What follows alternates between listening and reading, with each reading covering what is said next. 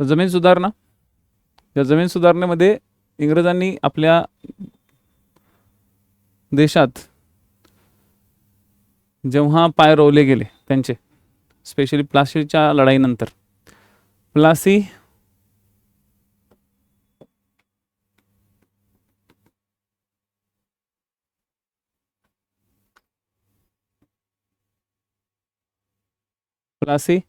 आणि बक्सार, प्लासीची लढाई कधी झाली हो सांगा सानिका, प्लासीची लढाई कधी झाली? ममता, अभिषेक,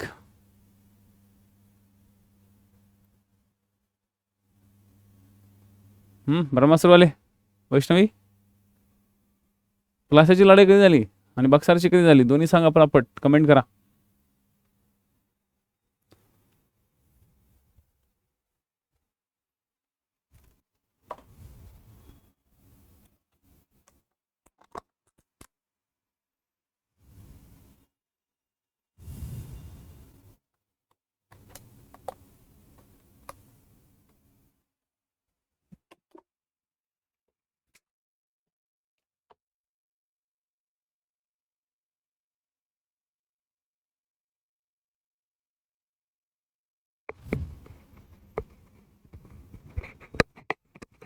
प्लासी आणि बक्सारची जी लढाई झाली, या प्लासी आणि बक्सारच्या लढाईनंतर 57 आणि 64,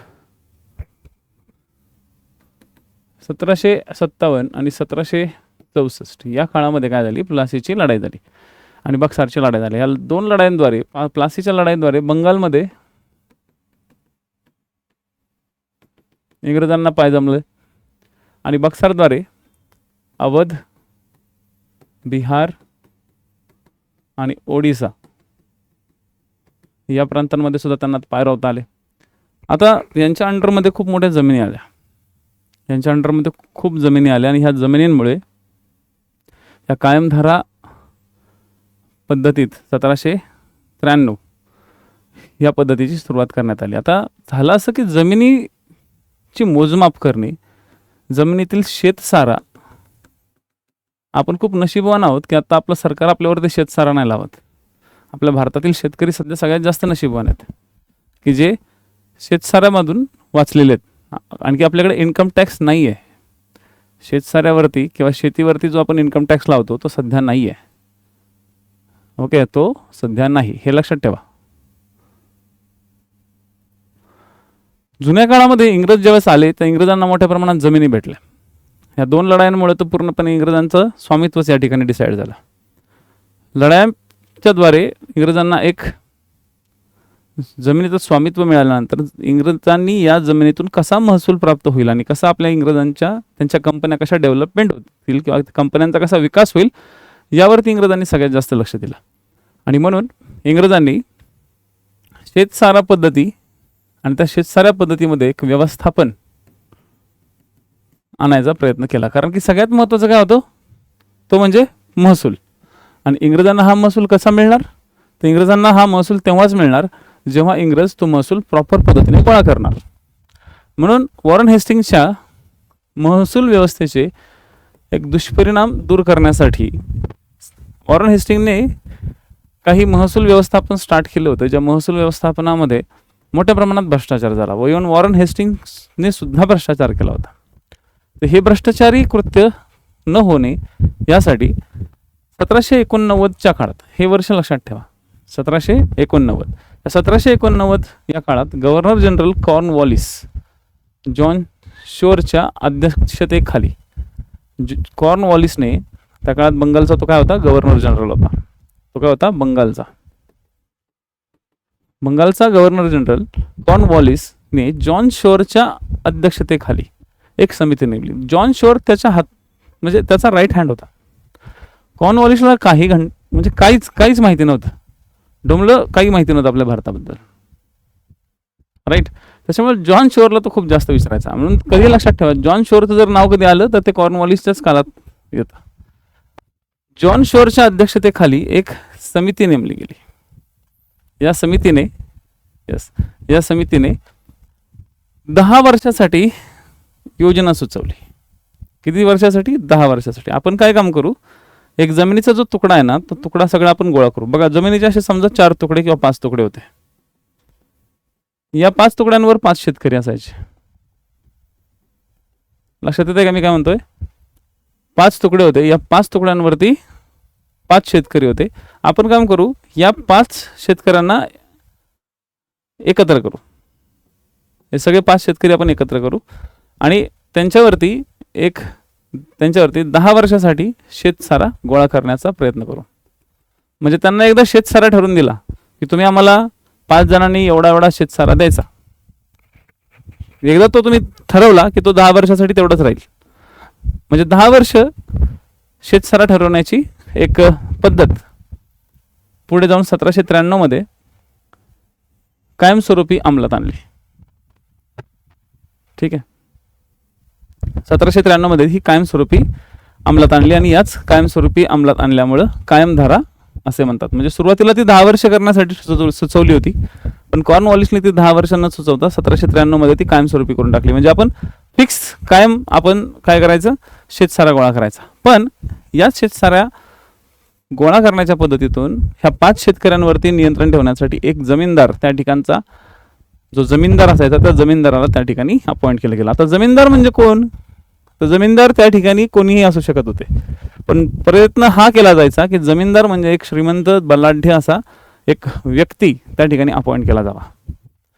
श्रीमंत बलाढ्य असा एक व्यक्ती त्या ठिकाणी अपॉइंट केला जावा, जेणेकरून तो तिथल्या शेतकऱ्यांवरती वचक ठेवू शकतो आणि त्यांच्याकडनं कसाही करून शेतसारा गोळा करू शकतो. एकदम सॉफ्ट माइंडेड किंवा एकदम शील सुशल असा व्यक्ती जमीनदार अपॉइंट केला जात नसायचा.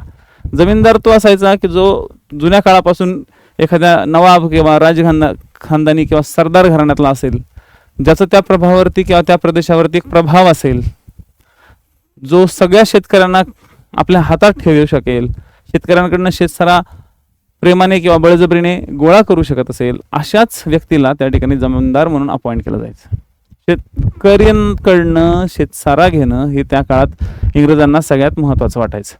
आणि त्या काळामध्ये इंग्रज अधिकारी शेतसारा गोळा करण्यासाठी गेले तर त्यांना मस्तपैकी चांगले चांगले चपल्यांचे मार, ठीक आहे, बाण, काठ्या, धनुष्य, ओके, तलवारी यांचा मस्तपैकी प्रसाद मिळायचा.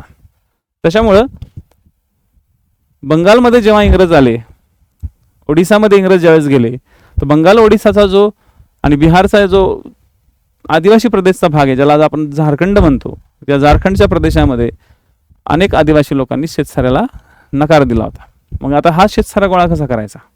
मग शेतसारा गोळा करण्यासाठी एखाद्या भारतीय व्यक्तीला त्या ठिकाणी काय केलं जायचं, अपॉइंट केलं जायचं. भारतीय व्यक्तीला अपॉइंट करून त्या व्यक्तीकडनं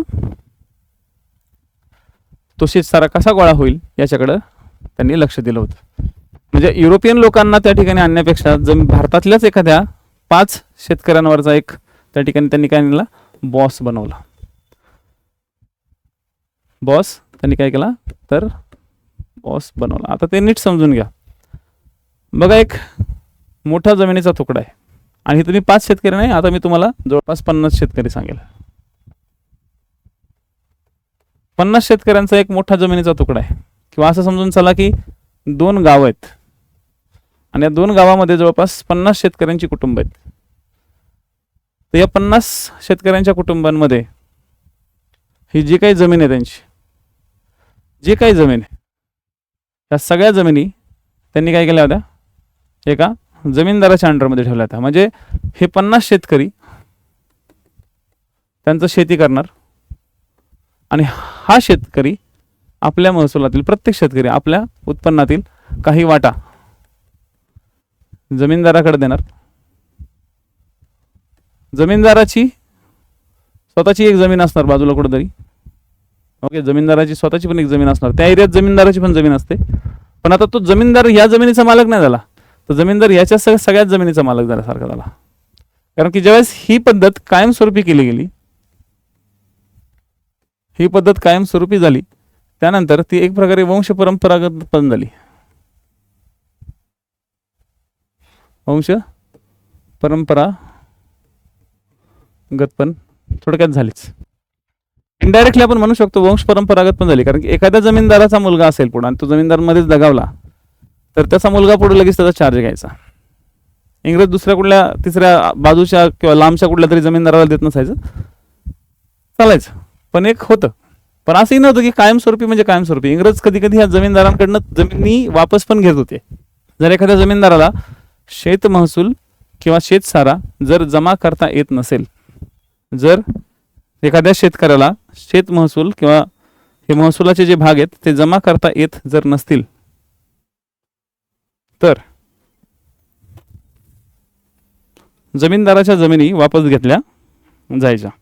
म्हणजे जमीनदारी पद्धत जरी कायमस्वरूपीची असली तरी इंग्रज त्या ठिकाणी जमीनदार आपल्या हिशोबाने अपॉइंट करायचे, आपल्या पद्धतीने त्या ठिकाणी काय केलं जायचं, त्यांना अपॉइंटमेंट दिली जायची.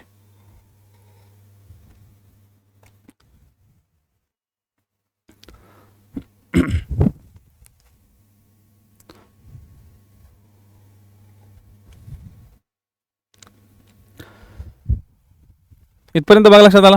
म्हणजे एक जमीनदार हा एक मध्यस्थ वर्ग तयार झाला. जर तुम्ही बिहार, यूपी, ओडिसा, ठीक आहे, या प्रदेशात जर तुम्ही गेले किंवा कर्नाटक, तर त्या ठिकाणी तुम्हाला जमीनदार एक वर्ग दिसतो, जमीनदारी वर्ग दिसतो. जो जमीनदारी वर्ग खूप ऍक्टिव्ह असतो सध्या पॉलिटिशियन्समध्ये किंवा पॉलिटिक्समध्ये, जे स्वतःला तिथले नेते समजतात, स्वतःला त्या ठिकाणचे एक जागीरदार समजतात. आपल्या भारतामध्ये ना समाज वर्ग हा तुमचा अभ्यासाचा सध्या भाग नाही आहे, पण तरी एक कुठंतरी एक अभ्यासाचा एक आवाका आपण म्हणतो ना, जरा मोठा व्हावा यासाठी आपण एक गोष्ट सांगतो तुम्हाला आहे ना. उत्तर प्रदेश, बिहार, ओडिसा या भागात जर तुम्ही तिथं गेले तर तुम्हाला तिथं समाज वर्ग आहे ना एकदम खालचा समाज दिसतो, एकदम खालचा वर्ग, आणि त्यानंतर एकदम उच्च वर्ग दिसतो. त्या ठिकाणी मध्यम वर्ग हा प्रकार खूप कमी आहे. आपल्या महाराष्ट्रात खालचा वर्ग, मध्यम वर्ग आणि उच्च वर्ग असे तिन्ही वर्ग तुम्हाला दिसतील. यूपी, बिहार, ओडिसा, कर्नाटक या भागामध्ये एकदम खालचा वर्ग आहे आणि खालच्या वर्गानंतर डायरेक्ट वरचा वर्ग आहे, मधला वर्गच नाही आहे. म्हणजे हे जे जमीनदार लोक होते इंग्रजांच्या काळापर्यंत, ह्या इंग्रजांच्या काळापर्यंत जमीनदार लोकांनी कधीही खालच्या लोकांना वरती येऊच दिला नाही. आता सुद्धा राजकारणामध्ये वरचा वर्गच जास्त ऍक्टिव्ह आहे, खालचा वर्ग वरती येऊच शकत नाही. आणि जरी आला तर मग त्या ठिकाणचे लोक एकच गोष्ट ठरवतात, एक तर त्या ठिकाणी वरच्या लोकांना सपोर्ट करण्यासाठी त्यांचे चेले बना, नाहीतर वरचा वर्ग बना, आणि वरचा वर्ग बनण्यासाठी मग IAS IPS बना. म्हणून यूपी बिहारवाले लोक आपलं नशीब आजमावण्यासाठी IAS IPS बनवण्यासाठी जातात आणि डायरेक्ट खालच्या वर्गातून वरच्या वर्गातच जातात. हे मधल्या वर्गात राहतच नाहीत.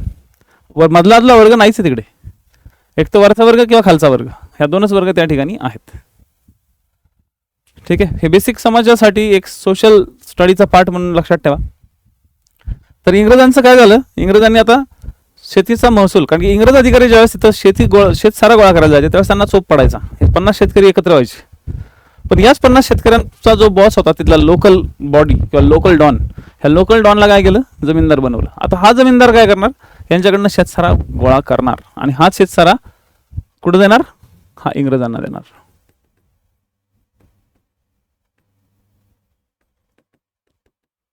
दिला इंग्रजांना, हा देणार कोणाला, तर इंग्रजांना देणार.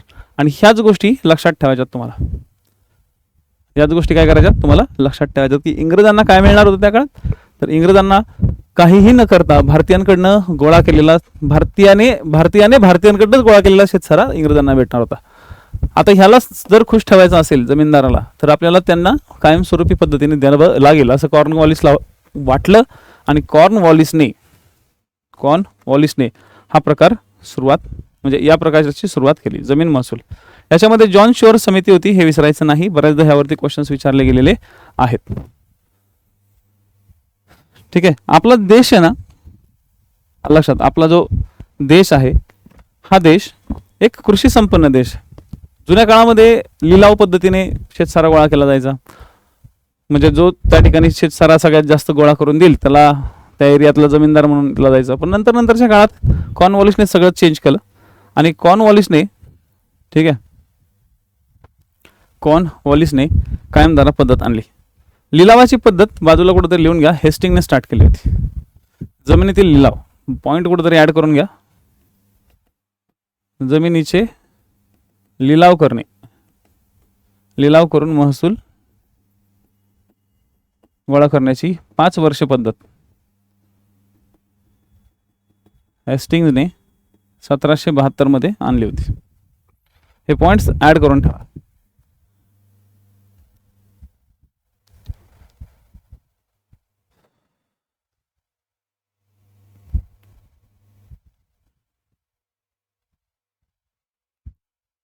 रॉबर्ट क्लाइव्हच्या काळामध्ये महसूल गोळा करण्यासाठी त्यांनी भारतीय लोकांना अपॉइंट केलं होतं. ठीक आहे, महसुलीचे काम भारतीय अधिकाऱ्यांना दिले होते. म्हणजे रॉबर्ट क्लाइव्हने भारतीय अधिकाऱ्यांना महसुलाचं काम दिलं होतं, जास्त त्याला पण माहिती नव्हतं त्यातलं. ठीक आहे, हेस्टिंगने लिलाव केला आणि कॉर्नवॉलिसने कायमस्वरूपीची करून टाकली, डोक्याला त्रास घेतला नाही. ठीक आहे, जमिनीची मालकी जमीनदाराकडे होती. आता मालकी कोणाकडे गेली? मालकी आता गेली जमीनदाराकडे, जे की कोणाला पाहिजे होती? शेतकऱ्याची. सरकार आणि जमीनदार यांचा महसुली वाचा निश्चित करण्यात आला.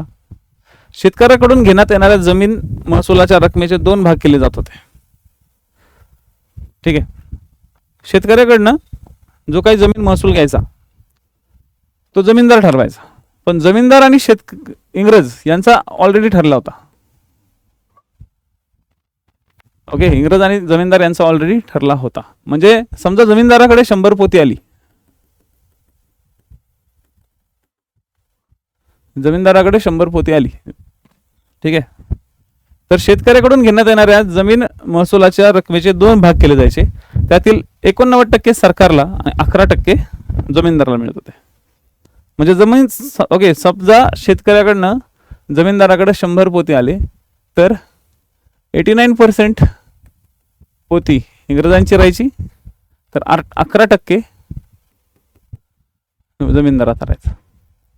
जमीनदाराला काहीही करावं लागत नसायचं, तरी त्याला आरामशीर 11% भेटायचे. हा एक प्रकारचा त्याचा शेअर होता.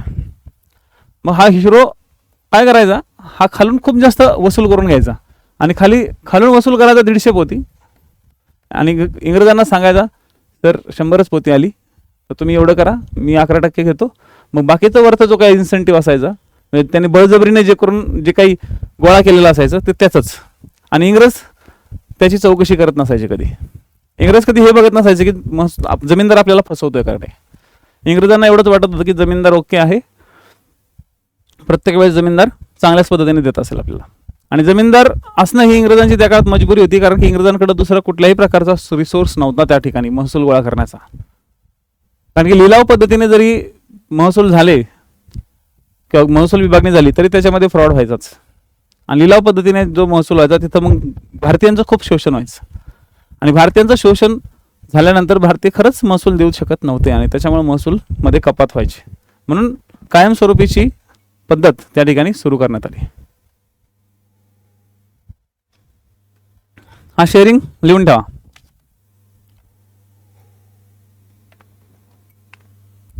इथे एक पद्धत लक्षात ठेवा, जमीनदार इंग्रजांना किती देणार आणि स्वतःकडे किती ठेवणार एवढंच फिक्स होतं, पण जमीनदार शेतकऱ्यांकडनं किती घेणार हे फिक्स नव्हतं. जमीनदार शेतकऱ्यांकडनं किती घेणार त्या गोष्टी फिक्स नव्हत्या. आणि त्या गोष्टी फिक्स नव्हत्या म्हणून ह्या सगळ्या ऍक्टिव्हिटी झाल्या. ठीक आहे, हे टक्केवारी नीट लक्षात ठेवा.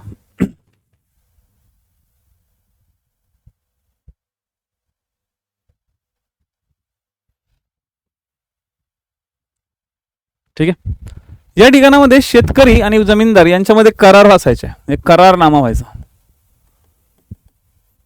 त्याला आपण म्हणू भाडेपट्टी. आता तुमच्यापैकी किती शेतकरी आहेत त्यांना पट्टी माहिती असेल बघा. पट्टी हा प्रकार कदाचित नसेल माहिती तर सोडून द्या, जाऊ द्या. तर भाडेपट्टी नावाचा एक प्रकार असायचा, त्याला आपण करारनामा म्हणतो. जमीनदार आणि शेतकरी यांच्यामध्ये करारनामा व्हायचा की मी किती जमीन कसेल, यातली माझी जमीन किती असणार. बघा, शेतकऱ्यांची स्वतःची जमीन असायची, पण कधी कधी समजा शेजारचा शेतकरी जमीन महसूल देत नसेल तर त्या शेतकऱ्याला काढला जायचा तिथून आणि शेजारच्या शेतकऱ्याला त्याची जमीन दिली जायची. मग असं करत करत समजा आता ओके, आता अभिजित आहे, समजा अभिजितकडे ही शेती होती त्याची, परंतु अभिजितच्या शेजारच्या शेतकऱ्यांनी शेतसारा नाही भरला.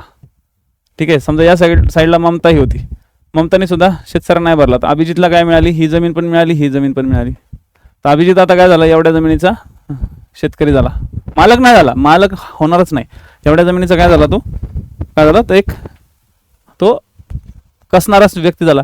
तर याच्यामध्ये आणि याच्यामध्ये जमीनदारांमध्ये करार असायचे, बाकीचे शेतकरी त्या ठिकाणी मग मजूर म्हणून काम करायचे. म्हणजे अशा प्रकारे हळूहळू हळूहळू शेतकरी काय झाले, मजूर बनले. ठीक आहे.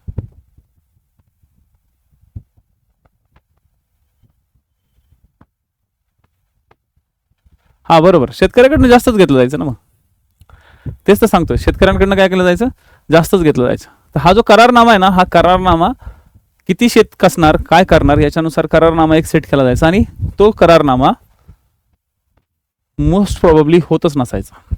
आणि तो करारनामा ज्यावेळेस होत नसायचा त्यावेळेस खूप मोठा प्रॉब्लेम जायचा. शेतकऱ्यांना नक्की प्रत्यक्षात किती द्यायचंय, काय द्यायचंय. बरं, आता अभिजित फक्त इथंच होता, त्याचा करारनामा एवढ्याच जमिनीसाठी झाला होता, परंतु त्याला ह्या शेजारच्या 2 जमिनी मिळाल्यानंतर त्याचा करारनामा रिन्यू होणं गरजेचं होतं, परंतु जमीनदार रिन्यू करत नसायचे आणि त्याच्याकडनं वाटेल तेवढा सारा जमा करायचे, वाटेल तेवढा. कधी कधी जमीन त्यांना हे पण सांगितलं जायचं की अरे सरकारने जास्त मागितलेत बरं का, सरकारला एक युद्ध आहे, युद्धाची मोहीम सुरू झाली की जमीनदारांचा चांगला चंगा असायचा. कारण युद्धाची मोहीम सुरू झाली की इंग्रजांना जास्त महसूल म्हणजे धान्य वगैरे लागायचं, मग शेतकऱ्यांकडनं जास्त धान्य वसूल करण्यासाठी मग जमीनदार काय करायचे, बहाणे द्यायचे, आणि त्या बहाण्यांमुळे शेतकऱ्यांचं शोषण व्हायचं. इंग्रज डायरेक्ट शेतकऱ्यांचं शोषण व्हावं असा विचार करत नसायचे. शेतकऱ्यांचं शोषण कोणी सुरू केलं तर जमीनदारांनी सुरू केलं. ठीक आहे, जमीनदारांनी सुरू केलं. इंग्रजांना हे माहित होतं की जमीनदार खालच्या शेतकऱ्यांना त्रास देत आहेत, पण इंग्रज त्या काळात करू काही शकत नव्हते. इंग्रज फक्त बघू शकत होते, कारण की इंग्रजांना जर महसूल प्राप्त करून घ्यायचा असेल तर त्यांना जमीनदार वर्ग पाळणं गरजेचं होतं, जमीनदारी लोकांना पाळणं गरजेचं होतं, हे लक्षात ठेवा बरं का रे. ठीक आहे, त्याच्यामुळं असे मोठे इश्यू झाले. शेतकऱ्याकडून किती महसूल द्यायचा ते निश्चित नव्हते. ठीक आहे, त्याच्यामुळे ऑब्व्हियसली कंपनीचे 4.25 कोटी, ठीक आहे, कंपनीला किती मिळणार एवढं मात्र निश्चित होतं, त्यामुळे 4.25 कोटी अपेक्षित असायचे. कंपनीला किती मिळणार, ठीक आहे, किती मिळणार हे जमीनदारांकडनं निश्चित होते. जमीनदार काय करायचे, निश्चित ठेवायचे. त्यामुळे आपल्याला 4.25 कोटी अपेक्षितच होते, हे त्यांचं एक फिक्स गणित असायचं. आणि या 4.25 कोटीच्या हिशोबानं कंपनी काय करायची, काम करायची. शेतकऱ्याला पट्टा देणं आवश्यक होतं, परंतु हे पट्टा दिले जात नसायचे, पण प्रत्यक्षात असे काहीही झाले नाही. तसंच 1799च्या कायद्याने महसुलाची रक्कम वेळेत न दिल्यास शेतकऱ्याची जमीन किंवा अवजारे वा जनावरे ताब्यात घेण्याचा अधिकार जमीनदाराला मिळाला होता. हा एक सगळ्यात महत्त्वाचा पॉईंट. 1799च्या काळामध्ये जमीन सुधारणे कायदे केले होते. त्या महसुलाच्या कायद्याद्वारे 1799चे महसुलाचे कायदे केले होते, याद्वारे जमीनदारांना अधिकार मिळाले होते. काय काय, जर जमिनीचा शेतसारा नाही झाला तर समजा फॉर एक्झाम्पल मी आत्ताच उदाहरण दिलं होतं की ममता आहे, समजा ममताची जमीनदारी पद्धतीत शेतकरी आहे, तिने जर समजा जमीन शेतसारा जर नाही दिला, महसूल नाही दिला, लगान त्याला काय म्हणायचे, लगान, जर लगान नाही दिला तर मग हिच्याकडे असलेले जनावरे, शेती, ह्या सगळ्या पद्धती काय केल्या जायच्या, देऊन द्यायच्या. ठीक आहे, हे सगळं कोण करणार, जमीनदार करणार. म्हणजे जमीनदाराला सगळे अधिकार या ठिकाणी मिळणार. एक्झॅक्टली बरोबर, एक्झॅक्टली अमोल, आपल्याच लोकांना लुटले असं तुम्ही म्हणू शकता. आणि हेच सगळ्यात मोठे दुर्गुण या कायमधारा पद्धतीचे होते. नशीब आपल्या महाराष्ट्रात ही कायमधारा पद्धत नव्हती, आणि जिथं होती त्या ठिकाणचा समाज आजही ह्याचे परिणाम भोगत आहे.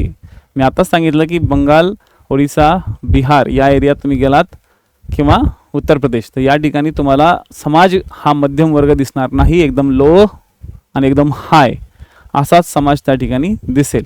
शेतकरी सुद्धा त्या ठिकाणी तुकड्यांमध्ये विभागलेले आहेत, कारण की या महसुली पद्धतीमुळे त्या ठिकाणचा शेतकरी हा मजूर बनला होता. आणि अनेक लोकांच्या शेतजमीन आहे. आता मला सांगा, ममताची जमीन गेली तर ममता काय होणार, झाली ना, ममता बेरोजगार, बेघर, कारण की घरही ताब्यात जाणार.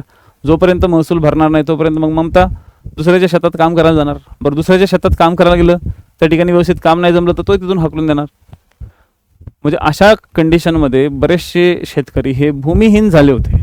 स्वतःची तर जमीन गेलीच गेली, पहिली गोष्ट तर हे 50च्या 50 शेतकरीच भूमिहीन झाले, परंतु तरी बिचारे त्या ठिकाणी ते खंडाने काम करत होते. आता ते शेतकरी खंडहीन झाले. खंडहीन झाले म्हणजे त्यांच्या ज्या जमीन कसण्यासाठी त्यांना दिल्या गेल्या होत्या त्या जमिनीच त्यांच्याकडनं काढून ठेवण्याचा अधिकार किंवा काढून घेण्याचा अधिकार जमीनदाराला दिला होता. आणि जमीनदार हे 1799 नंतर खूप स्ट्रिक्टली फॉलो करायचे. आणि यामुळं ठीक आहे ओके, यामुळं जमीनदार एकदम वर्ग झाला. विशेष म्हणजे खालचं वाचल्यानंतर तुम्हाला आणखी चिड येऊ शकते. म्हणजे ज्यावेळेस जमीनदारला असा अधिकार दिला गेला होता त्यावेळेस जमीनदाराला न्यायालयाच्या परवानगीची देखील गरज नव्हती. म्हणजे जमीनदाराने जे काही कृत्य केलं त्यासाठी पहिली गोष्ट तुम्ही न्यायालयातही जाऊ शकत नाही. आणि जमीनदाराने हे जे कृत्य करायच्या वेळेस त्याला न्यायालयाची पूर्व परवानगी सुद्धा गरजेची वाटली नव्हती. त्याच्यामुळं जमीनदारी पद्धती ही सगळ्यात घातक पद्धत होती. आता याच्यातनं परिणाम काय झाले तर शेतकऱ्याकडून घ्यायची रक्कम निश्चित नसल्याने त्यांची पिळवणूक व शोषण वाढले. हे तुम्हाला लक्षात आलं असेल. जे डिस्क्रिप्टिव्ह पॅटर्न आहे त्या डिस्क्रिप्टिव्ह पॅटर्नमध्ये हे सगळे पॉईंट्स तुमच्या स्वतःच्या भाषेत लिहायचं आहे. ठीक आहे. त्यानंतर महसुलाची ओके वसुली जी असायची ती रोख पैशात असायची. महसुलाची वसुली रोख पैशात असायची. दरवेळेस रोखता शेतकऱ्याकडे नसल्याने सावकाराकडून कर्ज घेतले जायचे. म्हणजे शेतकरी काय करायचा, शेतकरी सावकाराकडून कर्ज घ्यायचा आणि कर्ज घेऊन शेतसारा फेडायचा. शेतसारा फेडायचा. त्याच्यामुळे तो कर्जबाजारी झाला आणि सावकार बोकळले. शेतकऱ्यांच्या जमिनीवरील अधिकार नष्ट झाला. ओके, नष्ट झाला. आणि आणखी एक गोष्ट लक्षात घ्या, शेतकरी ज्यावेळेस रोखता म्हणजे पैसा द्यावा लागायचा म्हणून शेतकरी हे नगदी पिके घ्यायला लागले. नगदी पिके घेत असे ज्याच्यातून पैसा मिळणार, ज्याच्यातून पैसा देणार. अन्नधान्यासाठी ते घेतच नसायचे. अन्नधान्याचं पीक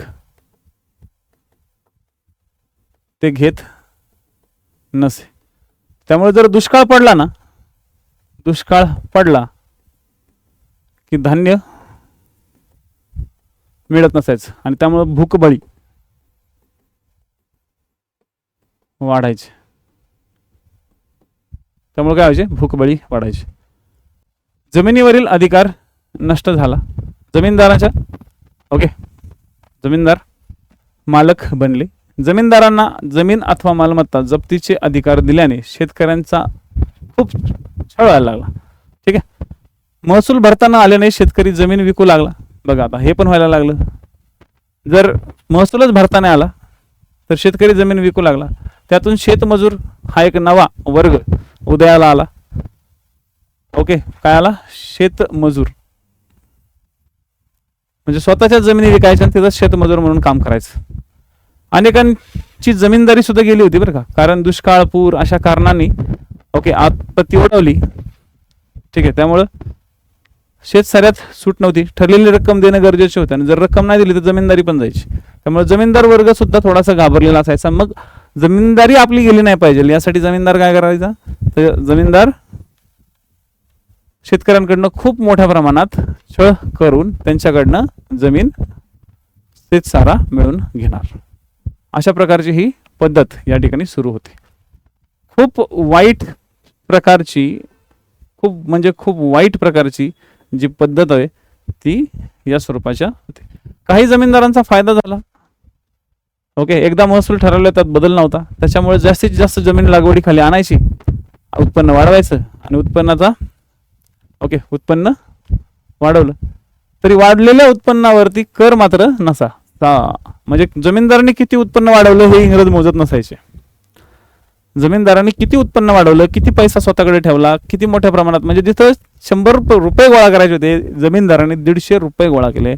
जमीनदारांनी स्वतःची तिजोरी भरली आणि तिजोरी का भरली, कुठून भरली, कुठला रिसोर्सेस आला, काय आला याबद्दल कसल्याही तरतुदी कंपनी विचारत नसायची. जमीनदारांना पूर्णपणे मोकाट वातावरण दिलं होतं. ही सगळ्यात मोठी एक प्रकारे आपण असं म्हणू इंग्रजांनी सुरू केलेली सगळ्यात वाईट पद्धती होती. आणि एक असा वर्ग तयार झाला, याच्यातून 2 वर्ग तयार झाले. एक म्हणजे जमीनदार वर्ग आणि दुसरा म्हणजे शेतमजूर वर्ग. या जमीनदारी पद्धतीने 2 वर्गाची उभारणी केली. एक म्हणजे जमीनदारी वर्ग आणि दुसरा म्हणजे शेतमजूर वर्ग. हे 2 वर्गांमुळे आज त्या प्रदेशाला मोठ्या प्रमाणात सामाजिक चटके बसतायत.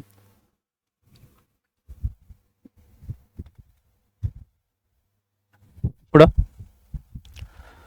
कालांतराने सरकारलाच यात दोष आढळले, ठीक आहे, आणि त्यानंतर हळूहळू सरकारने या योजनेला विस्ताराचं थांबवलं. आता तो जवळपास बंदच आहे. असो, आता येऊ पुढची पद्धत, जमीनदारी पद्धतीनंतरची महालवारी पद्धत. ठीक आहे, आता एक सांगायचं फक्त राहिलं की याचा प्रदेश कोणता कोणता होता. प्रदेश लिहून घ्या पटकन. याचा प्रदेश होता जमीनदारी पद्धतीचा बंगाल, बिहार,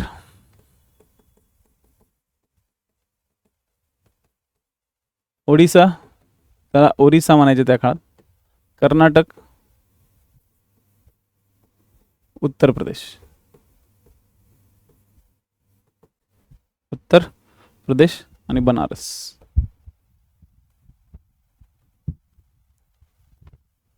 हा त्याचा प्रदेश होता. जवळपास किती प्रदेश व्यापला होता भारताचा त्या काळात? तर एक जवळपास 19% प्रदेश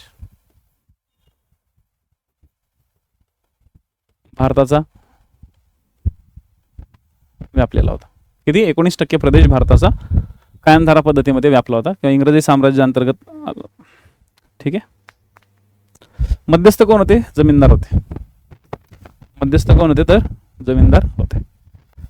चला आता येऊ आपण महसुली पद्धतीवर, सॉरी दुसऱ्या महसुली पद्धतीवर, त्याला म्हणतात महालवारी पद्धत. महालवारी पद्धतीत काय होतं? महालवारी पद्धतीमध्ये संपूर्ण गावाची भूमीवर अधिकार असायचा. म्हणजे आता एक गाव, महाल म्हणजे काय? महालचा अर्थ असायचा गाव. एका पूर्णपणे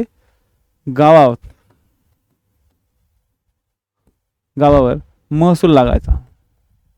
तुम्ही कधी लगान पिक्चर बघितलाय का? भुवनवाला.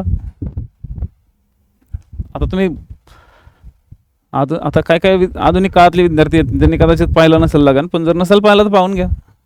क्रिकेटचा पार्ट सोडून बाकी त्याच्यातनं घेण्यासारखी एक गोष्ट म्हणजे तो जो लगान असायचा तो पूर्ण जमिनीवर असायचा, कुठल्या एका शेतकऱ्यावर नसायचा. लगान या पिक्चरमध्ये जी जमीनदारी पद्धत दाखवली होती ती महसूल पद्धत, सॉरी महालवारी पद्धत होती. ठीक आहे, ती काय होती? महालवारी पद्धत. लक्षात?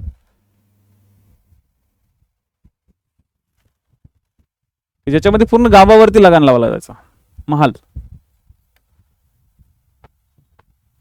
संपूर्ण गावाचा भूमीवर अधिकार असायचा. म्हणजे त्या गावातल्या जमिनीचा मालक पूर्ण गाव असायचा. त्या गावातील जमिनीचा मालक कोण असायचा? गाव असायचा. त्याला बॉडी ऑफ कोशियर्स म्हणजे हिस्सेदाराचा समूह असं म्हणतात. त्यामुळे भूमिकाराची जबाबदारी संपूर्ण गावाची असायची. हे कुठल्या काही शेतकऱ्याची नसायची, पूर्ण गावाची असायची. एका गावावरती फिक्स लगान लावला जायचा, महसूल लावला जायचा की एवढं तुमच्या गावातनं उत्पन्न मला आलं पाहिजे, गव्हर्नमेंटला जमा केलं गेलं पाहिजे. म्हणजे या ठिकाणी गाव आणि त्या गावावरती डायरेक्ट सरकार असायचं, जमीनदार नसायचे. जमीनदार पद्धती नसायची. गाव आणि गावाच्या डायरेक्ट डोक्यावरती सरकार असायचं. आणि सरकार त्या गावाकडनं समजा आता त्या 10,000 रुपये वार्षिक, 10,000 रुपये वार्षिक असं त्या गावावरती लगान असायचं. तर मग गाव आणि त्या गावातील पंचायत कसे 10,000 जमा झाले पाहिजे याच्यासाठी तयारी करायची. वर्षभर आपण पीक कुठलं घ्यायचं, पिकातून कसं पीक बाजारात विकायचं, मग त्या बाजारात विकलेल्या पिकातून कसा उत्पन्न आला पाहिजे, मग प्रत्येक हाऊस होल्ड कशा पद्धतीने त्या ठिकाणी योगदान देणार, प्रत्येक शेतकरी कशा पद्धतीने महसूल जमा करणार, या सगळ्या गोष्टी गाव ठरवायचं. त्याच्यामुळे या ठिकाणी गावकी खूप डेव्हलप झाली. गावकी याचा अर्थ नीट समजून घ्या. गावकी म्हणजे गाव खूप डेव्हलप झाले या महसूल व्यवस्थापन. ठीक आहे. त्यामुळे भूमिकाराची जबाबदारी, ठीक आहे, हिस्सेदाराचा समूह त्याला म्हणलं जायचं. त्यामुळे भूमिकाराची जबाबदारी संपूर्ण गावाची होती. हे पॉइंट्स लक्षात ठेवा. हे छोटे छोटे पॉइंट्स लिहून ठेवा. चला, संपूर्ण गावाची जबाबदारी होती. बोर्ड ऑफ कमिशनरचा सचिव होल्ट मॅकेन्झी, बोर्ड ऑफ कमिशनरचा सचिव एक होल्ट मॅकेन्झी नावाचा एक व्यक्ती होता. याने 1819 साली दिलेल्या अहवालानुसार महालवारी पद्धतीची सुरुवात झाली होती. मॅकेन्झीने केलेल्या शिफारशीनुसार जमिनीचे सर्वेक्षण करून जमिनीवरील अधिकारांचा रेकॉर्ड तयार करावा. म्हणजे जमिनीचे रेकॉर्ड ठेवणे जावं. हे जमिनीचे रेकॉर्ड आज आपल्याला खूप कामी पडतात. प्रत्येक गाव किंवा महालाकडून वसूल करायचा कर काही विशिष्ट काळासाठी निश्चित करावा. जो काळ असायचा 5 वर्ष किंवा 10 वर्ष किंवा कधी कधी 3 वर्ष पण असायचं. कर वसुलीचे काम गाव प्रमुखाकडे किंवा लंबरदाराकडे द्यावे. गाव प्रमुख किंवा एक लंबरदार म्हणजे त्या गावात असलेला एक मुखिया टाईप व्यक्ती. ठीक आहे, गाव प्रमुखाकडे किंवा लंबरदाराकडे द्यावा. लक्षात ठेवा, गाव प्रमुख म्हणजे जो काही मुखिया असायचा त्या मुखियाकडे हे सगळ्या काही गोष्टी राहणार. आणि त्यामुळे मुखिया हे पद, सरपंच हे पद त्या ठिकाणी सगळ्यात महत्त्वाचं झालं. म्हणजे ग्राम प्रशासन आधीच आपल्या गावात किंवा आधीच आपल्या ग्राम प्रशासनामध्ये स्ट्रॉंग होतं. आणि हा जो मुखिया असायचा त्या काळात गाव प्रमुख, हा एक प्रकारे वंश परंपरागत चालत आलेला एक पद असायचं. गावाचा मुखिया एक तर वंश परंपरागत व्हायचा किंवा त्याचा जर वंश संपला तर गावातले लोक दुसरा एखादा गाव मुखिया तयार करायचे. पण हे जनरली गाव मुखिया हे त्या काळात स्ट्रॉंग पर्सन असायचे. ठीक आहे,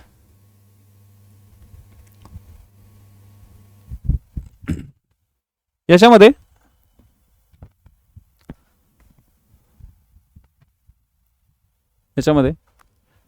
यूपीचा काही भाग, ठीक आहे, यूपीचा काही भाग, पंजाब आणि पंजाबचा दक्षिण आणि उत्तर भाग,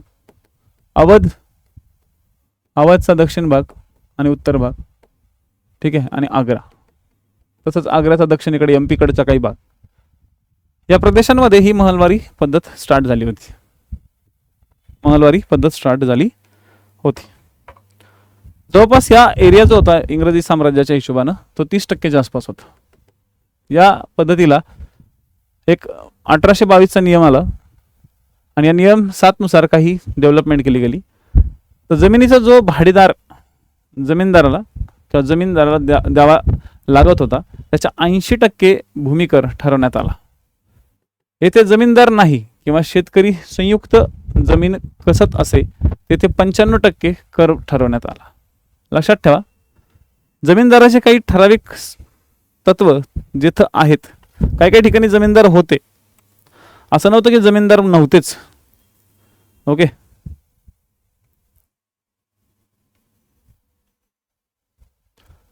लक्षात, भाडेदार म्हणून काही जमीनदार ज्या ठिकाणी होते त्याच्यासाठी 80% भूमिकर ठरवला होता. 80% भूमिकार ठरवला होता. म्हणजे थोडक्यात तिथं काही ठिकाणी मध्यस्थ होते. पण हे जमीनदार म्हणजे बंगालच्या जमीनदारांसारखे नव्हते. हे जमीनदार भाडेकर होते की ज्या ठिकाणी जमीन महसूल गोळा करणं सरकारला जर शक्य झालं नसेल तर त्या ठिकाणी अपॉइंट केला जायचा. हा जमीनदार मालक नसायचा, पण मालक हा शेतकरीच राहायचा, मालक हे गावच राहायचं. हे जमीनदार म्हणजे फक्त भाडेकर होते, अपॉइंट केलेले, की त्यांनी फक्त जमीन काय करायची, जमीनदारी किंवा असं आपण म्हणू शकतो की महसूल गोळा करायचं काम द्यायचं. त्याला 80% दिलं होतं. आणि जेथे जमीनदार नाही किंवा शेतकरी संयुक्तपणे जमीन कसत असते तेथे 95% कर ठरवण्यात आला होता. ठीक आहे, यात जे जमीनदार अपॉइंट केले जायचे हे वरचे भाडेकरू, हे जमिनीचे वंश परंपरागत मालक आहेत हे तत्व मानले जात नव्हते. म्हणजे हे जमीनदार होते काही ठिकाणी, म्हणजे जसं आग्राच्या ठिकाणी किंवा यूपीच्या ठिकाणी काही ठिकाणी जमीनदार असायचे, परंतु ते जमीनदार मालक या ठिकाणी नव्हते. जमीनदारांवर फक्त महसुलाची जबाबदारी टाकण्यात आली होती.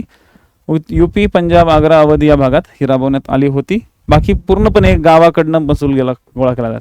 लक्षात घ्या, गावावर 95% कर, नॉट जोक, एवढा गावावर कर असायचा. ठीक आहे, एवढा गावावर कर असायचा. पण हे लक्षात ठेवा, हा कर गावावरचा आहे, संयुक्तरित्या कसत असणाऱ्या शेतकऱ्यांवरचा आहे. एका इंडिव्हिज्युअल शेतकऱ्याचा नव्हता. एका इंडिव्हिज्युअल शेतकऱ्याचा हा कर नसायचा. आणि हा कर फिक्स केला जायचा. समजा त्या गावाची आमदनी किती आहे, शेतकऱ्यांच्या उत्पन्नानुसार हा कर ठरवला जात नसायचा, तर गावाच्या उत्पन्नानुसार. आता समजा एखाद्या गावाचं उत्पन्न आहे 10,000, किती आहे 10,000, तर या गावाचं जे उत्पन्न 10,000 आहे त्या 10,000 पैकी 9,500 गव्हर्नमेंटकडं आणि राहिलेले जे काही 5% आहेत म्हणजे 501 रुपये ते तुम्ही तुमच्यासाठी ठेवून द्या, तुमच्या गावाच्या विकासासाठी ठेवून द्या. तुम्हीच विचार करा की मग ते 10,000 गोळा करण्यासाठी सगळे शेतकरी एकत्र यायचे. मग शेतकरी एकत्र येऊन 10,000 शासनाचे आपल्या गावामध्ये कसे तयार करता येईल. शेतकऱ्यांना तर त्यांना त्यांचे मिळायचे पैसे. म्हणजे आता फॉर एक्झाम्पल असं विचार करा, कसं 95% म्हणलं की पोरं कधी कधी गरबडतात. मी पण एका काळी गरबडलो होतो. मी 95% विचार केल्यावर मी विचार करतो मग शेतकऱ्याला काय मिळालं. कदाचित हा विचार तुम्ही पण करत असाल. तर ॲक्च्युली त्याला नीट समजून घ्या. समजा 50 शेतकरी होते. आपले 50 शेतकऱ्यांचं उदाहरण मस्तपैकी घेऊ. 50 शेतकरी त्या गावात आहेत आणि त्या गावाचं सर्वेक्षण करून ठरवलं होतं की 10,000 रुपये त्या गावचा शेतसारा जमा करायचा. ठीक आहे, 10,000 रुपये त्या गावाचे शेतसारे जमा होत आहेत. याच्यातून हे जे 50 शेतकरी आहेत, या 50 शेतकऱ्यातील प्रत्येक शेतकरी आपलं पैसा कमवणार. मग प्रत्येक शेतकऱ्याने इकडं किती पण कमवू, भरपूर पैसा जरी कमवला शेतकऱ्यानं, म्हणजे कुठूनही कसाही कमवला तरी तो शेतकरी गावाच्या प्रमुखाकडे तो पैसा थोडाफार जमा करायचा. 50 शेतकऱ्यांनी, ओके, 50 शेतकऱ्यांनी त्या ठिकाणी 10,000 रुपये जमा करायचे. मग प्रत्येक शेतकऱ्याला किती मिळाले सांगा आता पटकन, चला गणित करा. 50 शेतकऱ्याला 10,000 रुपये गोळा करायचे. मग प्रत्येक शेतकरी त्या ठिकाणी किती रुपये जमा करेल. अक्षय किती?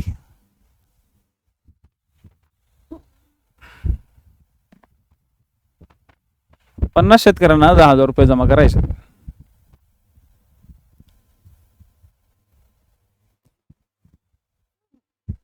प्रत्येक शेतकऱ्याला किती पैसा जमा करावा लागेल. एवढा वेळ लागतोय. मॅथमॅटिक्सचा क्लास करत नाही वाटतं. अमोल, अभिषेक, पूजा बोला, रोहिणी,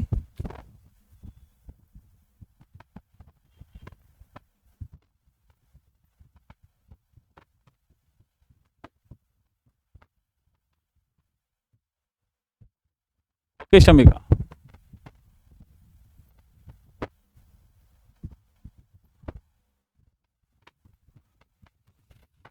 प्रत्येक शेतकऱ्याला 200 रुपये जमा करायचे. मग प्रत्येक शेतकरी 200 रुपये जमा करणार कुठं? गाव प्रमुखाकडे. ठीक आहे, गाव प्रमुखाकडे. पण प्रत्येक शेतकरी वर्षभरामध्ये कमावणार किती? 2,000 रुपये. प्रत्येक समजा एका शेतकऱ्याने 2,000 कमवले, एका शेतकऱ्याने 5,000 कमवले, एका शेतकऱ्याने 10,000 कमवले, फरक नाही पडत. शेतकऱ्यांनी इकडे किती कमवू, शेतकऱ्यांना इकडे कमवण्याचं फ्रीडम होतं. कमवण्याचं काय होतं? फ्रीडम होतं.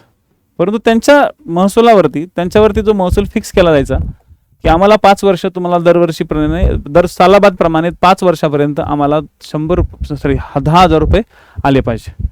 मग आता 10,000 रुपये जरी प्रमुखाकडे जमा व्हायचे तर मग काय केलं जायचं? या प्रमुख सांगायचा की आमच्याकडे शेतसारा किती झालेला आहे? 10,000 जमा झालेला आहे. तर साहेब 10,000 पैकी 95% म्हणजे साधारणतः 9,500 तुम्ही घेऊन जा. 500 रुपये राहू द्या. 500 रुपये आमच्या गावाच्या विकासासाठी, किंवा जो प्रमुख जो काही काम करतोय, त्या प्रमुखाच्या व्यवस्थापनासाठी, या सगळ्या गोष्टींसाठी ते 500 रुपये ठेवले जायचे. म्हणजे गावाचा प्रमुख गावाच्या विकासासाठी सुद्धा त्या ठिकाणी काय करत होता? इंग्रजांना सांगून कामं काढत असायचा किंवा कामं करत असायचा. आता आपला गाव प्रमुख काय करते? आता आपला सरपंच रस्ता बांधायचा असेल तर सरकारला सांगते अनुदान द्या. त्या काळात गाव प्रमुख अनुदान मागू शकत नव्हता. गाव प्रमुखाने अनुदान मागणं म्हणजे त्या काळात पाप होतं. गावात रस्ता बांधायचा आहे, गावात गटारी बांधायच्या आहेत, गावात सांडपाण्याची सोय करायची. इंग्रज म्हणायचे तुम्ही तुमचं करा, आम्हाला सांगायचं नाही, आम्हाला समजा शेतसारा पाहिजे. एवढं असून सुद्धा इंग्रजांना काहीही हे नव्हतं. असं लक्षात आलं. आता याचा परिणाम काय पडला? शेतकऱ्यांना तोटाच झाला होता, कारण शेतसाऱ्याची रक्कम जास्त होती. कधी कधी काही शेतकऱ्यांचा लॉस व्हायचा. सुरुवातीला शेतसारा उत्पन्नाच्या 2/3 पट होता. बेंटिकच्या काळात 60%, तर नंतर काही भागात 50% झाला. बेंटिंगने हा थोडासा कमी केला 60% आणि नंतर तो 95%वरनं 60%, 60%वरनं मग तो 50%च्या आसपास कमी कमी कमी कमी करायचा प्रयत्न या ठिकाणी केला होता. इथं शेतकरी, समजा एखादा शेतकरी कर भरत नसेल तर गाव प्रमुख, हा पॉइंट लिहून घ्या, गाव प्रमुख त्याची जमीन काढून घेत असे. समजा 50 शेतकरीपैकी समजा एक शेतकरी काम करत नसेल किंवा कर भरत नसेल तर मग त्याची जमीन शेतकरी गाव प्रमुख काढून घ्यायचा आणि तो दुसऱ्याला कसायला द्यायचा. इथं सुद्धा एक शेतमजूर वर्ग या ठिकाणी सुद्धा सुरू झाला. हा, पण एक फायदा काय झाला माहिती आहे का? फायदा झाला की गावाची एकी वाढली. गावाची एकी वाढली का नाही? लगान पिक्चर बघितलं का नाही अजून? गावाची एकी वाढते का नाही?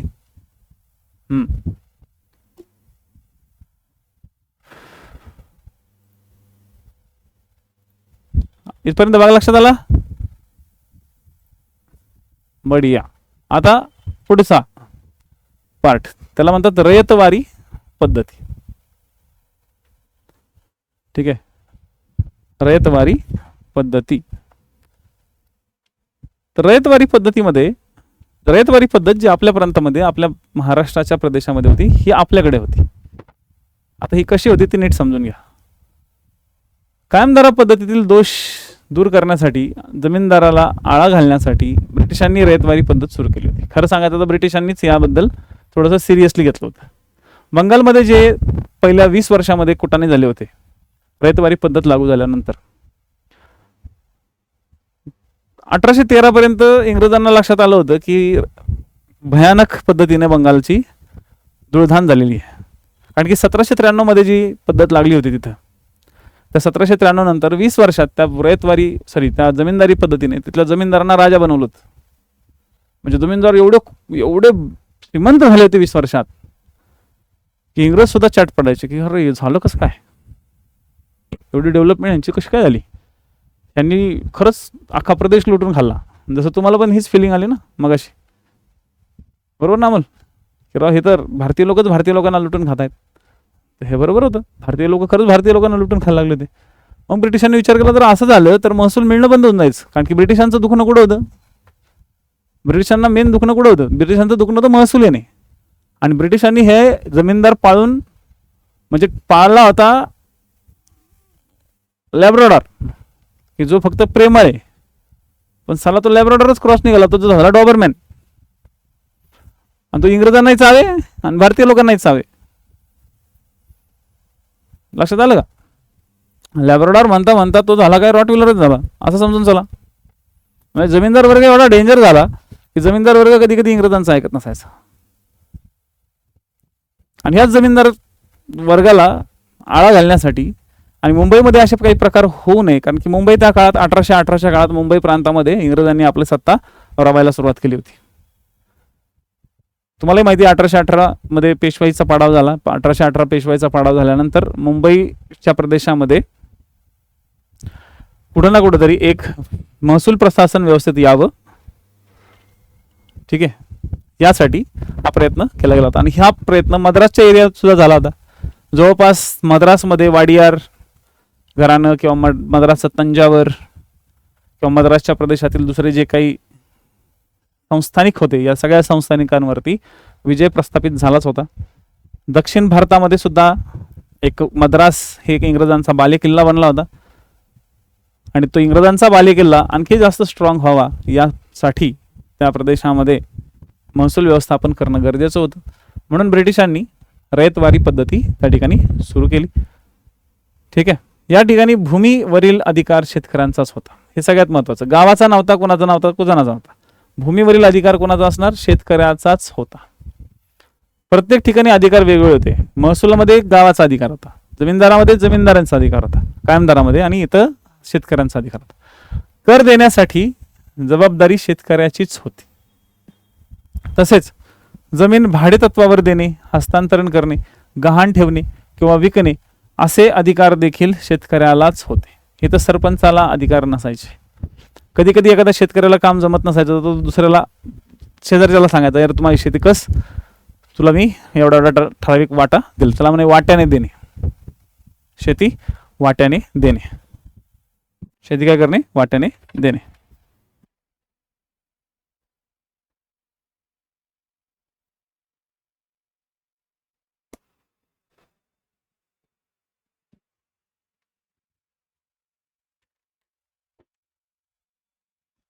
हा प्रयत्न या ठिकाणी केला गेला होता.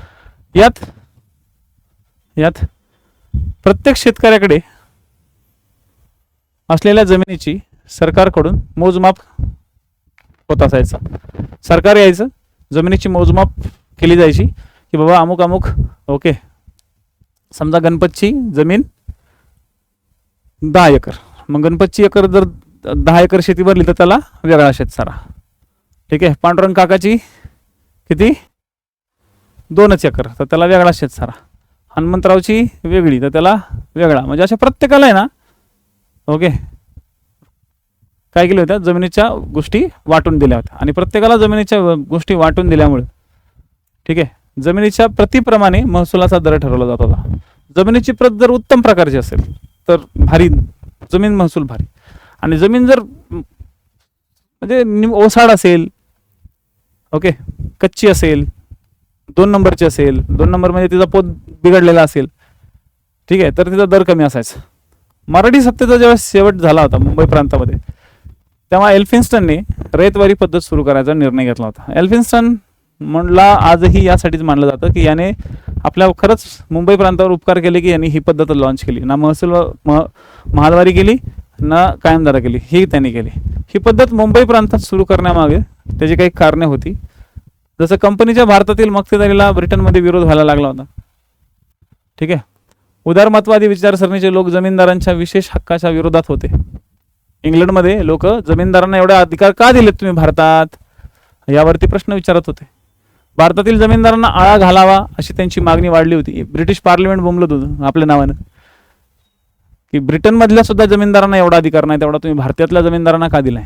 ब्रिटनमध्ये सुद्धा जमीनदार आहेत की, तिथं पण लॉर्ड आहेत, तिथं सुद्धा ड्यूक ही पद्धत सुरू केली होती. लॉर्ड आहे, ड्यूक आहे, सर आहे, तिथं सुद्धा प्रत्येकाला वेगवेगळे अधिकार दिलेले आहेत. ड्यूक म्हणजे डायरेक्ट राजाच म्हणायला लागेल त्या प्रदेशाचा. तर त्या ठिकाणी जर एवढे मोठे अधिकार आहेत, पण त्यांना असे खास मोठ्या प्रमाणात अधिकार नव्हते वाटले. त्यांना जे अधिकार दिले होते त्यांना त्यांच्या पद्धतीने दिले होते. आपल्या भारतातल्या जमीनदारांना विनाकारण मोकाट सोडलं होतं. ठीक आहे. 1813 साली कंपनीला जेव्हा पुन्हा सनद मिळणार होती त्यावर विचार करण्यासाठी 1809 सालीच सिलेक्ट कमिटी नेमली होती. म्हणजे 1813ला कंपनीला सनद द्यायची का याच्यासाठी एक सिलेक्ट कमिटी 1909लाच नेमली होती. या कमिटीच्या अहवालात 1812 साली आला, त्याला 5th रिपोर्ट या नावाने प्रसिद्ध आहे. कमिटीच्या या अहवालात कायमधारा पद्धतीवर ताशेरे ओढले गेले. कायमधारा पद्धतीनुसार शेतकरी सुरक्षित असतो, सरकारचाही फारसा फायदा होत नाही, कारण की मध्यस्थाचा फायदा जास्त होतो, म्हणजे जमीनदारांचा फायदा जास्त होतो. जमीनदार सरकारला कमी शेतसारा देतात पण स्वतःकडे जास्त घेतात. जसं मी मगाशी सांगितलं, स्वतःकडे जास्त ठेवायचं, शेतकऱ्याला सरकारला जेवढा फिक्स आहे तेवढाच द्यायचा, आणि शेतकऱ्यांचं शोषण करतात. शेतकऱ्यांचे शोषण करतात. यामुळे रयतवारी पद्धतीचा अवलंब करावा असं या समितीने सुचवलं होतं.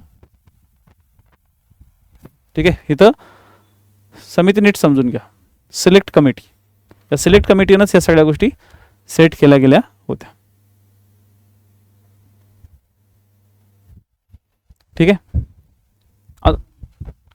आणि ह्या पद्धतीला इंग्लंडमध्ये सपोर्ट करणारे लोक हे होते: Jeremy Bentham, James Mill, Thomas Malthus, Thomas Munro, William Thackeray, Graham.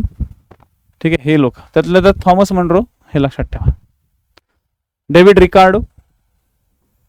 या ब्रिटिश शक्तीने रयतवारी पद्धतीचा फोर्स, या सगळ्याच्या सगळ्या हे ज्या गोल केलेले लोक होते, हे सगळे गोल केलेले लोक पुढे जाऊन भारतामध्ये काम करायला आले होते. मग मद्रासमधील रयतवारी बघू आपण. त्यातल्या त्यात मद्रास प्रांताचा थॉमस मनरो हा गव्हर्नर होता 1820 ते 1827 या काळामध्ये. तिथे कॅप्टन अलेक्झांडर रीड यांच्या मार्गदर्शनाखाली ही पद्धत राबवली गेली होती. तिथे कॅप्टन अलेक्झांडर रीडला काम दिलं होतं. म्हणजे तू महसूल बघ, महसूल पहा. काम करणारा रीड होता आणि मान्यता देणारा मनरो होता. मनरो गव्हर्नर होता. गव्हर्नर थोडीच तिथं गावात येणार विचारायला, ए बाबांनो शेत सराबारा चला, आज थोडी येणार होता. तर तिथं रीड गेला होता. ठीक आहे, 1 मिनिट.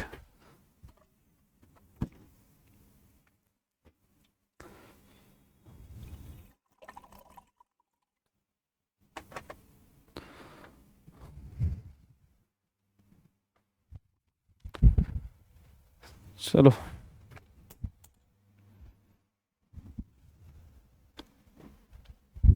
आले सगळे परत. थोडासा जरा ब्रेक घेतला पाण्याचा. काय नाही बघा, राईडला गेलो होतो. राईडला जाताना जरा पावसात भिजत भिजत आलो, त्यामुळे सर्दी झाली, जरा घसा जाम झालाय.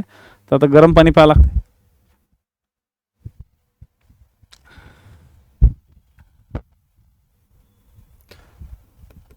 मद्रास प्रांताचा गव्हर्नर थॉमस मनरो हा होता. तर त्याने त्या ठिकाणी कॅप्टन अलेक्झांडर रीडच्या मार्गदर्शनाखाली ही पद्धत राबवली होती. मद्रास इलाक्यात रयतवारी पद्धत राबवताना पाळेगारांची मदत घेतली गेली होती. ओके, पण त्यांचे जास्त महत्त्व वाढणार नाही याची काळजी घेतली होती.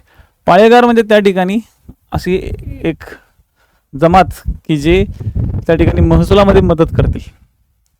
ठीक आहे, प्रथम जी जमीन पिकाखाली आहे त्या सर्व जमिनीची पाहणी करून त्याची प्रतवारी लावण्यात आली होती व वर्गीकरण करण्यात आलं होतं. त्यानुसार प्रत्येकाला दिली होती. जमीन लागवडीखाली आणणे व न आणण्याचे स्वातंत्र्य शेतकऱ्यालाच होते. एखादी जमीन आहे, शेतकऱ्याकडे सपोज 10 एकर जमीन आहे, तर त्याला 10 एकरवरती शेतसारा लावला जायचा. पण त्या एकरातील समजा 8 एकर पडीक आहे, 8 एकर पडीक, पण ती लागवडीखाली आणली जाऊ शकते. तर मग 2 एकर, मग त्याला 2 एकराच्या हिशोबानं शेतसारा लावला जायचा. ठीक आहे. एकूण उत्पन्नाचा 3रा भाग भूमिकर म्हणून द्यायचे ठरवले होते. म्हणजे 1/3. म्हणजे समजा तुम्ही 100 पोती कमवली किंवा 100 रुपये कमवले, तर 100 रुपयातील 33 रुपये म्हणजे एकूण उत्पन्नातील 3रा भाग, म्हणजे फक्त 1/3 भाग द्यायचं ठरवलं होतं. संपूर्ण प्रांतात रयतवारी प्रकारचे स्वरूप नगदी स्वरूपाचे होते. ओके, नगदी स्वरूपाचे होते. म्हणजे थोडक्यात या ठिकाणी पैशात सगळ्या गोष्टी चालायच्या. ठीक आहे. ही योजना 30 वर्ष सुरू राहणार होती. म्हणजे एकदा सुरू झाली की 30 वर्ष ही राहणार होते. त्याच्यामुळे या योजनेचे फायदे होते. या योजनेचे फायदे बाकीच्या योजनांपेक्षा ही योजना जरा बऱ्यापैकी होती, फायदेशीर होती मद्रासची. मग आता मुंबईचा गव्हर्नर ज्यावेळेस एल्फिन्स्टन बनला 1819 ते 1827 या काळात, मुंबई जिंकली एल्फिन्स्टननं, म्हणजे एल्फिन्स्टनच्या आधी. तर त्या काळात एल्फिन्स्टनला या ठिकाणी पाठवलं होतं. मुंबई प्रांतात रयतवारी व्यवस्था राबवण्यासाठी हा फेवरेबल होता. या ठिकाणी 30 वर्षासाठी, मुंबईमध्ये 30 वर्ष, मद्रासमध्ये 35 वर्ष, हे लक्षात ठेवा. इथं 30 वर्षासाठी होतं, मद्रासमध्ये 35 वर्ष होतं. 30 वर्षांसाठी ठरवण्यात आली होती. या पद्धतीद्वारे 55% उत्पन्न रयतेने सरकारला द्यावे असं ठरलं होतं. 55% उत्पन्न म्हणजे या ठिकाणी थोडक्यात 55% शेअरिंग ठरवलं होतं. म्हणजे 1/2 पेक्षा, अर्ध्यापेक्षा जरा थोडंसं जास्त. 1824-28 काळातील जमिनीचे सर्वेक्षण प्रिंगल याने केले होते. आपल्या मुंबईतला प्रिंगल नावाच्या एका अधिकाऱ्याने केले होते. आणि 35च्या भूमी सर्वेक्षणाचा अधीक्षक लेफ्टनंट विनगेट याने सुद्धा या रयतवारी पद्धतीचं सेटअप केला गेला होता. ठीक आहे. रयतवारीच्या कार्यपद्धतीनुसार मोजमाप झाल्यानंतर जमिनीचे वर्गीकरण केले जायचे. त्यासाठी जमिनीची खोली, आर्द्रता, उत्पादन क्षमता याचा विचार केला जात असायचा. हे पण लक्षात ठेवा. आणेवारीच्या भाषेत जमिनीचे गट ठरवले जायचे. ओके, आणेवारीच्या भाषेमध्ये जे 16 आणे, म्हणजे 16 आणे म्हणलं की उत्तम जमीन, 8 आणे म्हणलं तर मध्यम जमीन, 4 आणे म्हणजे कनिष्ठ प्रतीची जमीन, आणि एकदमच खराब म्हणलं तर निकृष्ट जमिनीची. म्हणजे ते डायरेक्ट खरबूड असायची. मग 1 रुपयाची जमीन म्हणजे 1 नंबर भारी, म्हणजे 16 आण्याची जमीन म्हणजे 1 नंबर, 8 आण्याची जमीन म्हणजे मध्यम. म्हणजे तिथं जमिनीला ते दर्जे दिले जायचे. आता पोट, ओके, ज्या जमिनीचं पोट भारी, तर पोट भारी म्हणतात त्याला, तिथं पोत भारी जमीन म्हणतात. ओके, प्रत्येकाची अशी एक जमिनीची आणेवारी द्यायची पद्धत होती. आणि मुंबईमध्ये पद्धत सुरू झाली. रयतवारी पद्धत यशस्वीपणे राबवण्यासाठी एल्फिन्स्टनने मुंबई इलाक्यात अधिकाऱ्यांची एक साखळीच तयार केली होती. ठीक आहे, त्याच्यामध्ये जिल्हाधिकारी टॉपवरती असायचा. आजही हे फॉलो होतं बरं का. जिल्हाधिकारी हा काय असायचा, टॉपवरती असायचा. तालुका पातळीवरती जिल्हाधिकाऱ्याच्या खाली तालुका पातळीवर मामलेदार असायचा. आज मामलेदारला म्हणतात तहसीलदार. ठीक आहे, मामलेदार जुन्या काळात म्हणलं जायचं. ठीक आहे, एका जिल्ह्यात भूमीकर त्या जिल्ह्याचा इतिहास व तेथील जनतेची स्थिती यावर अवलंबून असायचा. कर हा शेतकऱ्याच्या ताब्यातील प्रत्यक्ष जमिनीवरच्या क्षेत्रावर असायचा. त्यामुळे शेतकरी कोणतीही शेत लागवडीखाली आणू शकत होता किंवा सोडून देऊ शकत होता. एखादं शेत तो सोडून पण देऊ शकत होता की नाही, हे माझं शेत नाही, मी दुसऱ्याला विकलं. जर तो दुसऱ्याला ते शेत विकलं तर तो त्या शेताचा शेतसारा भरणार नाही, दुसरा व्यक्ती भरेल. तो शेतसारा भरणार नाही, दुसरा व्यक्ती भरेल. सिंपल होती, काही एवढी अवघड नव्हती ही पद्धत. परंतु ह्या पद्धती काही होत्या की ज्या पद्धतीनंतर 30 वर्षानंतर 1866 मध्ये भूमीच्या पुनर्व्यवस्थापनाचे कार्य सुरू करण्यात आले. ठीक आहे, त्यामुळे अमेरिकेमध्ये त्या काळातच गृहयुद्ध सुरू झाले होते. 1861-65च्या काळामध्ये अमेरिकेत गृहयुद्ध सुरू झाले होते. त्याला याद युद्ध म्हणतात. मोठं युद्ध चाललं होतं, 4-5 वर्ष चाललं होतं. मुंबई प्रांतातील कापसाच्या मागणीत व भावातही वाढ झाली होती. परिणामी भूमी करात 66% पासून 100% पर्यंत वाढ झाली होती.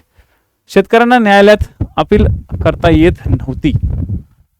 ठीक आहे, रोख रक्कम देऊन शेतसारा भरणे शक्य नव्हते. नाईलाजाने जमीन सावकाराला विकावी लागे. या साऱ्या दुष्टचक्रामुळे 1775 मध्ये या भागात उठाव झाले होते आणि त्यालाच म्हणतात खतफोडीचे बंड.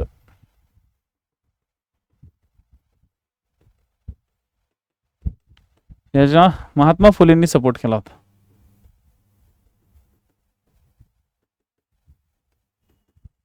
आणि याला दख्खनचा उठाव म्हणून सुद्धा ओळखला जात होता. याचं एक दुष्टचक्र म्हणून म्हणू आपण. म्हणजे रयतवारी पद्धतीचा, पण रयतवारी पद्धतीचा लगेच इम्पॅक्ट पडला का? नाही, तो पार पडला 1875च्या काळात. मग तो भाग काय होता, कसा होता, ते आपण पुढे तसंही हे आपण बंड बघणारच आहोत.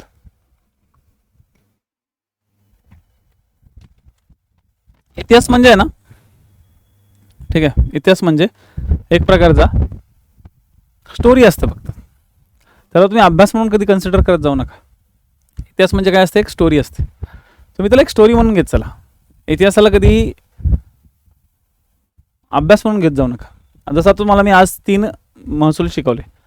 काही लोकांना असं वाटेल की अरे आज जरा जास्त शिकवलं असतं तर बरं पडलं असतं, पण नाही रे, तसं नसतं. जेवढं तुम्ही स्लोली शिकाल तेवढं तुम्हाला त्याच्यावरती काम करायचं. तुमचं कसं आहे, मला आज शिकवलं, मला उद्या पण शिकायचं, मला परवा पण शिकायचं. पण तुम्ही शिकल्यानंतर तुम्ही त्याला वाचणं, समजून घेणं, याला तुम्हाला सेल्फ स्टडी त्याला ते करावं लागेल की नाही. बरं, ते सेल्फ स्टडी करून तुम्हाला पुढचं लेक्चर होईपर्यंत तुम्हाला हे सगळं मी शिकवलेलं पाठांतर पण झालं पाहिजे. आता काही लोकांना एकच लेक्चर आहेत, काही लोकांना 3-3, 4-4 लेक्चर चालू आहेत. त्याच्यामुळं ज्यांना एकच लेक्चर चालू आहे त्यांनी काय करायचं, मी जे नाही शिकवत विषय त्या विषयांना तुम्हाला फोकस ठेवायचा आहे. मी जे विषय शिकवत नाही त्या विषयांना तुम्हाला काय करायचं आहे, फोकसमध्ये ठेवायचं आहे. आणि मी जे विषय शिकवतोय, म्हणजे बाकीच्या लोकांना बाकीचे विषय नाही पडले पण माझे विषय पडले. आता तिथं 2 प्रकारचे लोक आहेत. काही संग्राम बॅचवाले लोक आहेत की ज्यांना 4 विषय मी शिकवतोय, आणि काही ब्रह्मास्त्र धैर्यवाले लोक आहेत ज्यांना मी फक्त एकच विषय शिकवतोय. पण बाकीचे तुमचे विषय मॅथमॅटिक्स आहे, तर मॅथमॅटिक्सचा झालेला सगळा सिलेबस व्यवस्थित करा. सायन्सचं जेवढं तुम्हाला शिकवलेलं तेवढं व्यवस्थित तुम्ही सेटअप करा. आज तुम्हाला बाकीच्या धैर्य आणि ब्रह्मास्त्राच्या बॅचच्या विद्यार्थ्यांना चालू घडामोडी, डिसेंबरचं चालू घडामोडी ॲड करतोय. तर तुम्हाला काय करणं गरजेचं आहे, त्या गोष्टीवरती हे एक पॉईंट तुम्हाला कव्हर करणं गरजेचं आहे. झालेला अभ्यास कव्हर करा. ज्या विद्यार्थ्यांचा झालेला सेक्शन आहे त्यांनी इकॉनॉमिक्स परत एकदा रिवाइज करायला घ्या सेल्फमध्ये. चला आता आपल्याला वेळ मिळतोय. काही काही विद्यार्थ्यांना असं वाटतं की मला चला वेळ आहे, मग या वेळामध्ये मी काहीतरी नवीन अभ्यास करण्यापेक्षा कधी पण लक्षात ठेवा, अशा वेळेस जुना अभ्यास करा. चला माझं भूगोल झालेलं आहे. ब्रह्मास्त्राच्या लोकांनी काय विचार करणं गरजेचं आहे, चला भूगोल झालंय, आपण पटकन महाराष्ट्राच्या भूगोलाला 1 महिन्यामध्ये रिवाइज करून टाकू. अजून तर परीक्षा यायची आहे. चला आपल्याला भूगोल पण झाला, मग आपण इकॉनॉमिक्सला बसू. याच्यासाठी 2-2, 3-3 तास काढत चला. नाही तर सर वेळ झाला, म्हणजे आमचा वेळ लय वाचतोय, आम्हाला शिकायचंच आहे असा ॲटिट्यूड काही विद्यार्थ्यांचा निर्माण झालेला आहे. तर त्याला आत्ताच आवर घाला. असा ॲटिट्यूड तुमच्या स्पर्धा परीक्षेतले घातक असतो. त्यांच्या बॅच कंप्लीट झालेल्या असतात. तर बॅच कंप्लीट झाल्यानंतर काही लोकांना तर असं वाटतं की बस आम्हाला हेच पाहिजे. ठीक आहे, बढिया.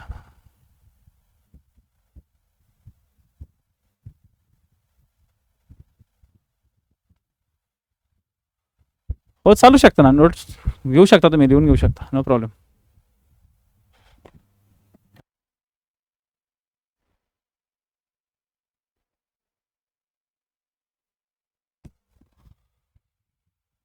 आता ह्याचे दुष्परिणाम थोडेसे बघू. ठीक आहे. इंग्रजांच्या नव्या धोरणामुळे येथील ग्रामीण जीवन महसूल पद्धतीमध्ये संपुष्टात आली. जुन्या काळात जे चालत आलेली जी पद्धत होती ती पूर्णपणे बदलली. राजे एवढे सिरियस नसायचे, पण हे इंग्रज जरा जास्त सिरियस होते महसुलाबद्दल. खाजगी जमीन मालकीची, ओके, जमीन ही खाजगी मालकीची वस्तू होऊन तिला चलन मूल्य आले. जमिनीच्या किमती वाढायला लागल्या. जमीन विकणे, गहाण ठेवणे, जप्त करणे, हस्तांतरण, तारण या गोष्टी जमिनीच्या संदर्भात व्हायला लागल्या, जे पहिलं होत नसायचं जुन्या काळात. जुन्या काळात तर राजालाच कळत नसायचं माझ्या जमिनी कुठं कुठे. शेतीचे लहान लहान तुकड्यात विभाजन झाले. अर्थव्यवस्थेतील शेतीचे महत्त्व थोडेसे घटले, कारण की तुकडे तुकडे पडले ना. ठीक आहे. शेतीपासून दूर राहणारा पण त्यावरती जगणारा नवा वर्ग उदयाला आला, तो म्हणजे जमीनदारांचा वर्ग, जो ॲबसेंट लँडलॉर्ड होते. म्हणजे ते शेतकरी नव्हतेच, ते शेतीतनं ॲबसेंट असायचे पण पैसा त्यांना भेटत राहायचा. ग्रामीण भागात विविध घटक उदयाला आले. भूमिहीन मजूर, सावकार, ठीक आहे, अनुपस्थित जमीनदार. अनुपस्थित जमीनदारच म्हटलं जायचं, कारण जमीनदार कधीच शेतीत पाय ठेवत नसायचा, घरातच बसून असायचा. जमीन आणि महसुलाचे खटले पंचायतीऐवजी सरकारच्या न्यायालय किंवा वकिलांमार्फत सुरू झाले. पंचायतीमध्ये लोक जाणं बंद झालं. सगळे लोक न्यायालयात किंवा वकिलांकडे जायला लागले, आणि त्यामुळे कुठेतरी जमिनी संदर्भात खटले लवकरात लवकर यावे किंवा जमिनी संदर्भात महसुली कायदे यावे याची एक डिमांड पुढे वाढायला लागली. तर हा झाला तुमचा आजचा जमीन महसुलीचा भाग. उद्याच्या लेक्चरला आपले जे छोटे छोटे पॉईंट्स होते, जसं रेल्वे, टपाल, इतर यंत्रणा आणि वृत्तपत्रांचा काही कायद्याचा भाग आपला राहिला होता शिल्लक, तर तो कायद्यांचा भाग घेऊ. त्या दिवशी मी फक्त तुम्हाला महत्त्वाचे वृत्तपत्र सांगितले, पण वृत्तपत्रांचे कायदे 1857 पर्यंत आपले राहिले होते, तर तो थोडासा भाग आपण उद्याच्या लेक्चरला कव्हर करू. उद्याच्या लेक्चरला म्हणजे मी एक्स्ट्रा लेक्चर तुमचं घेऊन घेईल, कारण की माझा हे लेक्चर जे इतिहासाचं होतं, हे इतिहासाचं लेक्चर थोडंसं काल होणं गरजेचं होतं, पण काल मला पूर्णपणे दिवसभर मला ड्रायव्हिंगमध्ये गेला. त्याच्यानंतर रात्री मी घ्यायची इच्छा होती, परंतु 6-7 म्हणजे जवळपास 24 तासाचं रायडिंगच झालं माझं. तर याच्यामुळं थोडासा थकवा आला होता. ओके, उभं राहणं शक्य नव्हतं. झोप कंटिन्यू येत होती, कारण की 24 तासामध्ये मी जेवलोही नव्हतं आणि झोपलो नव्हतो. ठीक आहे, त्यामुळं कंटिन्यू भिजतच होतं. पाऊस पूर्ण भिजण्यात तिथे येईपर्यंत भिजतच होतं. तर त्याच्यामुळं थोडंसं म्हणलं आराम करावा, म्हणून काल छान झोप घेतली आणि आज तुमच्यासमोर परत लेक्चर घ्यायला उभा राहिलो. तर थोडंसं कधी महिन्यातून एखादा दिवस थोडा रायडिंगमुळे जर पुढं मागे झाला तर शेड्यूलमध्ये डिस्टर्ब होऊ नका, किंवा डायरेक्ट असं पॅनिक होऊ नका. सोमवारी सर लेक्चर नाही झालं, कुठे गेले सर, असं काही नाही. मी सहसा कुठं गायब होत नाही. मी गायब झालो तर फक्त 2च गोष्टीसाठी गायब होतो, एक तर तब्येत बिघडली तर, किंवा रायडिंगला गेलो तर. माझ्या आयुष्यात ह्या 2च कारण आहेत मी लेक्चर न घेण्याचे. ठीक आहे, बाकी मला दुसरे कुठल्याही गोष्टींचा फरक पडत नाही. चला ठीक आहे, धन्यवाद. तुमच्यासाठी कायम तत्परच आहोत. सिलेबस त्यात काही लोकांचा म्हणजे काही विद्यार्थ्यांचे असे मी जस्ट पुण्याला वगैरे गेलो होतो, तर काही तिथं गोष्टी मला कानावर आल्या की विद्यार्थी नकळत असं सांगतात की सर आमचा सिलेबसच पूर्ण करत नाही आहेत. तर मित्रांनो, तुम्ही मला व्यवस्थित पुरावे द्या की मी तुमचा कुठला सिलेबस पूर्ण केलेला नाही आहे. स्पेशली ब्रह्मासच्या विद्यार्थ्यांकडनं जरा मला ऐकायला मिळालं की मी माझे विषय किंवा मी माझे सिलेबस कंप्लीट केला नाही. कुठल्या विषयाचं मला केलं नाही. मला ते ओके, ब्रह्मास्त्रचे जे स्पेशली ऑफलाईनचे जे विद्यार्थी होते त्यांनी मला थोडेसे पुरावे सादर करावे. त्यासाठी मी तुम्हाला 2-3 दिवस देतोय. त्या 2 ते 3 दिवसात मला ब्रह्मास्त्रच्या विद्यार्थ्यांनी मला ते सगळे गोष्टी सादर करून द्या. नाहीतर मी तुम्हाला त्या ठिकाणी कारण खूप काही तुम्हाला मी दिलेले आहे आतापर्यंत. तिथं खूप काही म्हणजे तुमच्या इमॅजिनेशनच्याही पुढच्या मी तुम्हाला तिथं गोष्टी दिलेल्या आहेत. पण मला जर पुण्यात गेल्यावर अशा गोष्टी ऐकायला मिळतात तर ही गोष्ट माझ्यासाठी, आणि मला असं वाटतं की तुमचा ट्रस्ट माझ्यावर ऐका नाही अजून. ठीक आहे, चला तर ह्या गोष्टी थोड्याशा बघू.